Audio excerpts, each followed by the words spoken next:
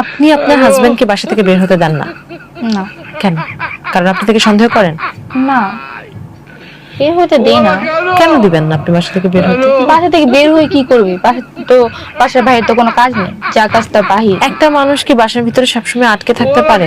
সব সময় থাকে না, কোনো কাজ থাকলে তো মানে বাইরে যেতে দিই। আপনাকে নিয়েই বের হতে হয় তখন? হ্যাঁ, একা দেই না কোথাও।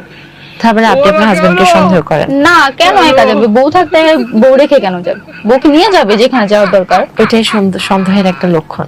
না, তার ব্যক্তিগত জীবন বলতে কিছু ভালোবাসা নেই? তো থাকতে পারে। তার ব্যক্তিগত জীবন বলতে কিছু নেই? হ্যাঁ আছে। তো সেটা তো সেখানে বাইরে যে কেন, বাসায় থেকে। বাসার ভিতরে তার ব্যক্তিগত জীবন কিভাবে থাকে? মানে বিয়ের পর একটা ছেলে জীবন আর কি থাকা দরকার পড়ে?